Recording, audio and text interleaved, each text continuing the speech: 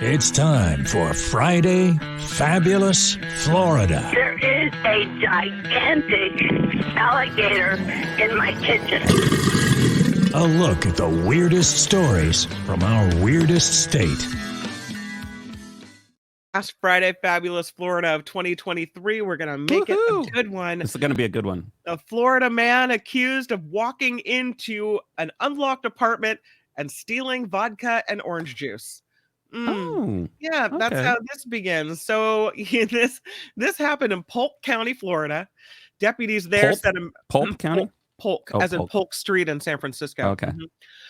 Deputies in Polk County say this man faces charges after that was an orange joke, by the way. Oh, was it? Oh, like yeah, got it. Sorry, went right over my head, and there you have it. He's accused of walking into an unlocked apartment and stealing the ingredients to make a screwdriver. Yeah. Sometimes you just gotta have one. You use a screwdriver to get a screwdriver. Toby Foster allegedly entering an apartment about 5:30 in the morning and made off with a bottle of Svedka vodka. I was going to say that looks like Svedka. And yes, it is. It is. A bottle of Florida's natural orange juice. I'd be willing to bet my lunch that if you're there's going to steal alcohol vodka, involved. don't steal the Svedka. The victim told deputies the door used by the suspect is a secondary store they don't often use. They had no idea that it was unlocked. This burglar stole the ingredients to make a screwdriver and left. Detectives say he tried to open the door of the apartment across the hallway, but that one was locked, so he left. The total value of the theft, $35. But Foster turned himself in after the video of the theft was posted on social media. And I should point out that is strawberry lemonade Svedka. So that's not even regular vodka flavor, non-flavored.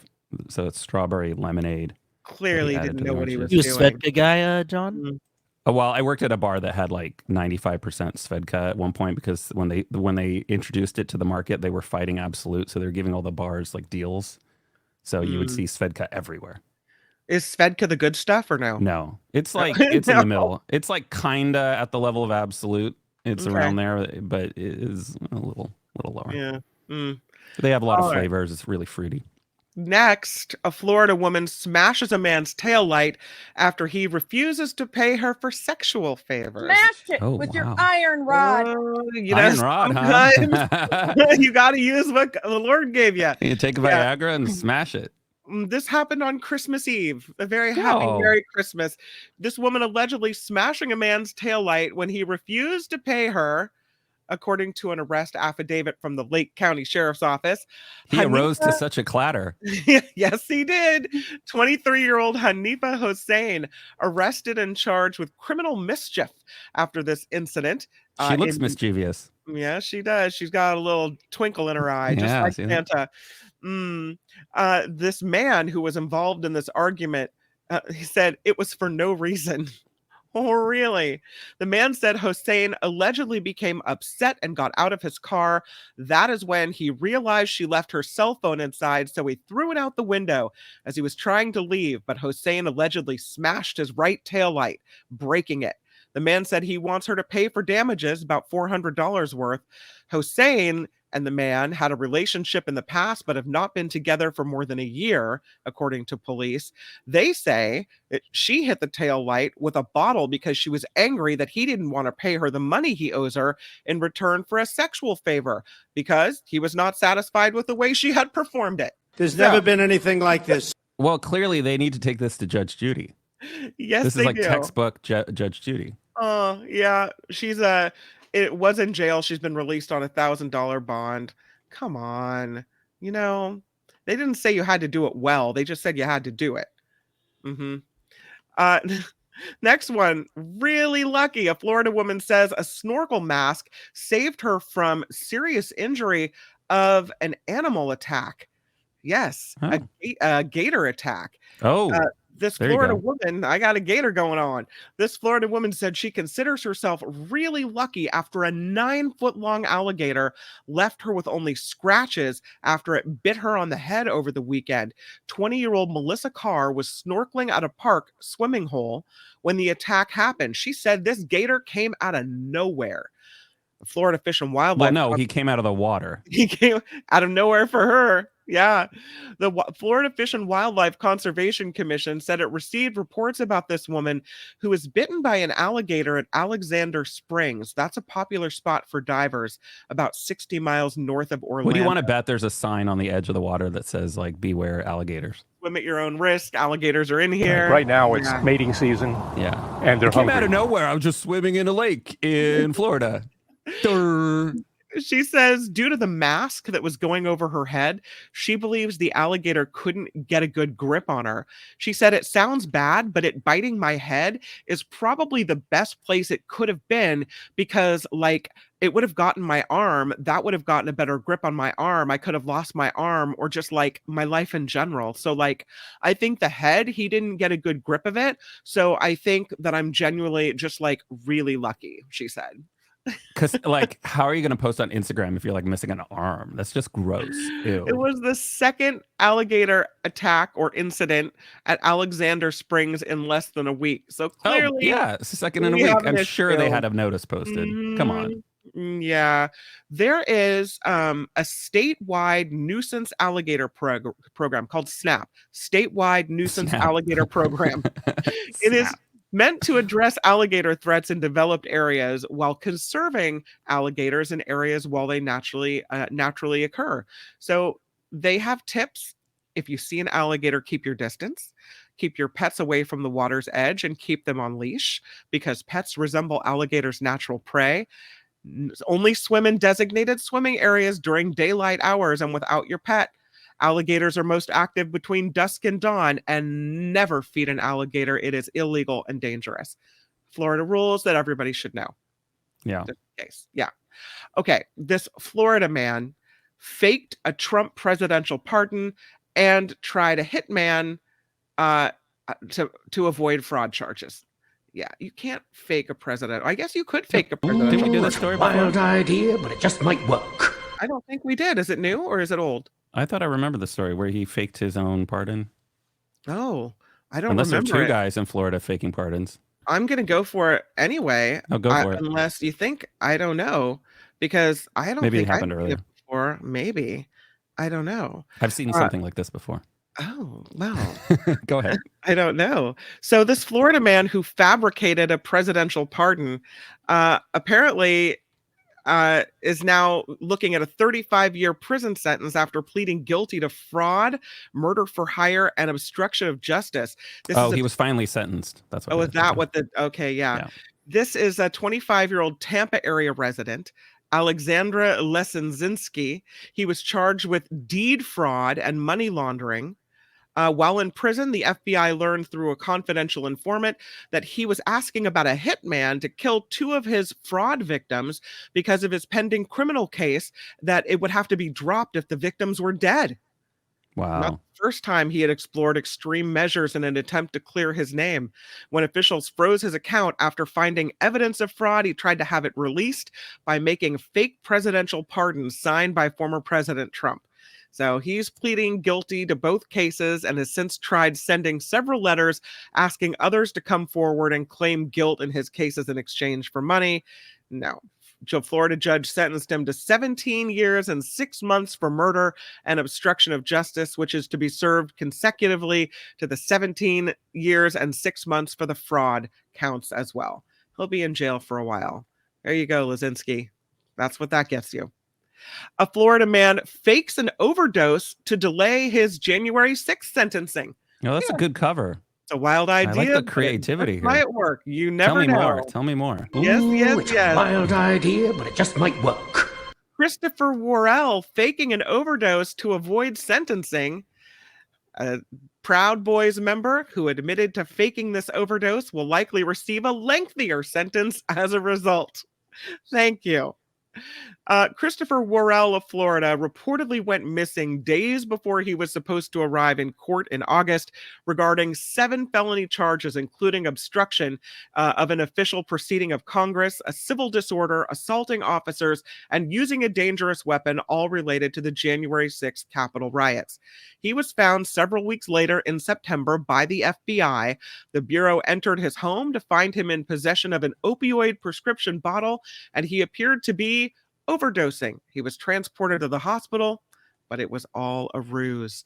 Worrell then faked a drug overdose prior to his arrest and maintained that lie during a 5-day hospital stay, wasting the time and money of both medical staff and the Collier County Sheriff's Office, which provided deputies to watch Worrell 24/7 in a non-secure hospital location, which was apparently left to foot the bill for Worrell's unnecessary medical care.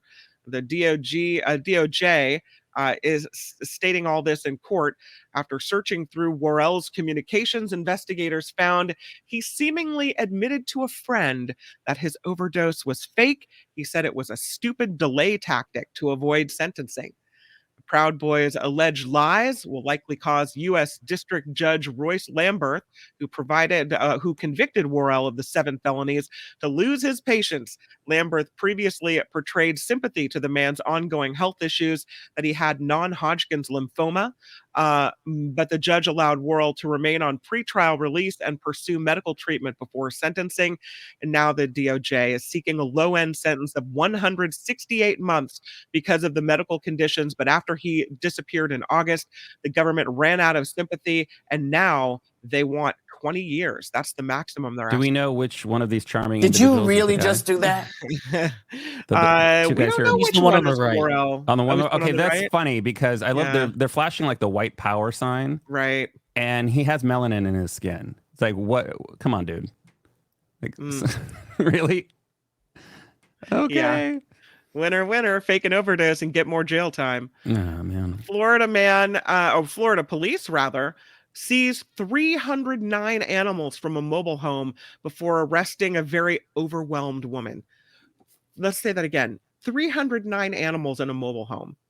Yeah. I don't know how this is par possible. For the course. Which trailer park is this? This is a Frostproof, Florida mobile home. The name of the mobile home park is not given, but we know she's been arrested for animal cruelty and it's Frostproof. Frostproof, Florida. That's the name of the town. Yeah. Is that a problem in Florida? Not in this Frostproof community. Hey, apparently not. We went to the extra length of frostproofing our city. She's been arrested for animal cruelty and animal neglect charges after 164 birds, 142 cats. Oh, that's almost like a 1-to-1 ratio. Only 3 dogs were seized from her property by police, who added the ammonia levels inside the home were lethal. Yeah. The Polk County Sheriff's Office saying in a press release, a deputy was dispatched to the home December 21st to conduct a welfare check on this 75-year-old woman reportedly living in a possible hoarder situation with cats in the house. Look at that photo. Possible? Oh, look at that. Possible. Wow. Look at all those cages. I mean, isn't a mobile home small enough already? Well, is that a mobile home? It doesn't look like a mobile home. That's the inside of the place. There's like boards. It's not a classy mobile home. Doesn't look like a trailer, but when the officers arrived, they met 48-year-old Lisa Latcherite in the front yard of the home, where the deputy told her he was there to conduct a welfare check on the older woman who turned out to be Latcherite's mother. Latcherite allegedly told the officer that she was her mother's caregiver, adding that she had health issues. Latcherite asking the officer to please wait outside while she went in to get her mom. As the deputy waited, he reportedly noted a strong ammonia smell outside. So when Latcherite returned 15 minutes later, she told the deputy he can go in and check on her mom. The deputy first entered an enclosed porch where he saw several wire cages with about 75 chickens, peacocks, and ducks, some of which appeared to be malnourished and sick. When the deputy went inside the home, the smell of ammonia became overwhelming. He reported seeing 50 cats running around the house, climbing on furniture, sitting on kitchen counters. Latcherite told the deputy she rescues the cats and cares for the chickens and birds. So additional deputies, more emergency crews respond to the scene. They collect air samples to evaluate for ammonia, which allegedly measured between 70 and 100 parts per million. The personnel advised anything over 50 parts per million is hazardous, possibly lethal to human health as well as animals. Ironically, these birds are being treated better than factory farms. Maybe. I don't know. Yeah, they have room in the factory farms. They're all sitting in their poop and they don't have their own little cage. Well, it was a dangerous situation. The mom was removed from the home to prevent being exposed to the conditions any longer. Latcherite, the daughter, arrested on 5 counts of animal cruelty, 304 counts of animal neglect, 1 count of neglecting an elder, and was taken off to the Polk County jail. She admitted to the deputies she knew the conditions of the residents were not good for humans or for the animals, adding that she was overwhelmed by the number of animals at the home and it just became too much to manage. All of those animals are expected to be evaluated by veterinarians and then will be found new homes. So, well, you know who those deputies work for? mm-mm. Sheriff Grady Judd. Is he Polk County? That's all right. Yeah. It's my jurisdiction. And here's the last one. This Florida man spotted making dirt angels, arrested after leaving the site of a crash scene. Dirt angels. Is that code? No. They're real dirt angels. Yeah. Like in his underwear? Like, what are we talking? He was out at a construction site. Like a snow angel. Like a snow angel, but in the dirt. Yeah. Yeah. This suspect seen making dirt angels in a Hillsborough County construction site while deputies searched for him, was arrested for leaving the scene of a crash. I'm willing to bet there's alcohol involved. The Hillsborough County Sheriff's Office said the crash involved one vehicle, happened on East Bears Avenue in Tampa just after 7 p.m. Deputies said the driver, 34-year-old Eliezer Armando Rios, took off running when deputies arrived at the crash scene and ended up climbing a fence into a large construction site. While running from the Hillsborough County deputies, Rios laid down in a pit of soil and started making what officials called dirt angels. He is glowing like an angel. Very angelic in that white glow. I think that's the infrared camera. Look at him. There he is, making his dirt angels. He's an angel.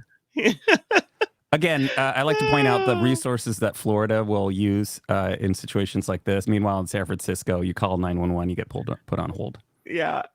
Well, he was also seen making calls on his phone in between making dirt angels. Once he started running again, he climbed the fence. 3 deputies and a canine were there to apprehend the suspect. He was arrested on several charges, including leaving the scene of a crash and trespassing at a construction site. There he goes. He's running. He's running. That's Imagine crazy. How making another dirt angel. Nope, he's still running. Yeah, and then he goes over the fence, and they get him. So he'll be in jail for a while. Imagine if Florida spent all this money on education instead of helicopter technology. Would that be nearly as entertaining, though? Probably not. No, I don't think so. All right, let's run through the stories again and see which one is our favorite. Looks like that canine took him down. Okay, the first one, Florida man accused of walking into an unlocked apartment and stealing vodka and orange juice. Right, strawberry lemonade Vodka. Florida woman smashes man's taillight after he refuses to pay her for sexual favors. Mm-hmm. Really lucky, Florida woman says snorkel mask saved her from serious injury in a gator attack. Like totally. Like for real. Florida man faked a Trump presidential pardon and then tried to hire a hitman to avoid fraud charges.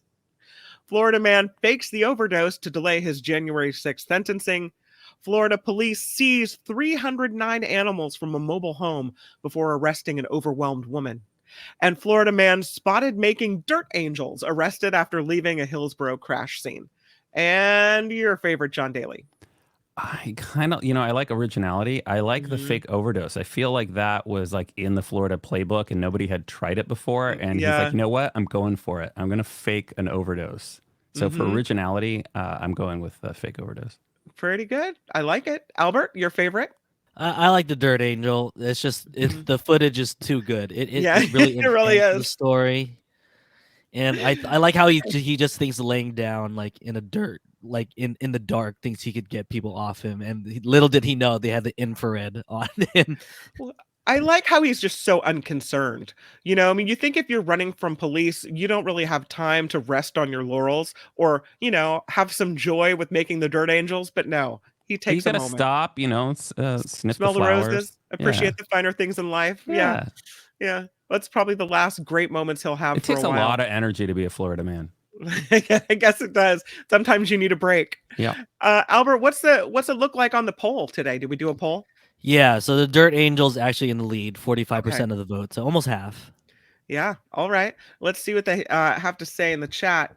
I believe I can fly, says Michael Reich. Yeah, Dirt Angel. Lori says hard to choose between the fake pardon and the taillight smash. Mm-hmm. Gotta go with Dirt Angel, says Flo. It's the holiday season. Agree. Walter's Gator. Mm-hmm. Jim goes with the fake pardon. Sounds so Florida, kind of like the fake electors. Dirt Angel, says Ren, is definitely the best video. Yeah. Anonymous, it's an awesome infrared. Mm-hmm. Yeah.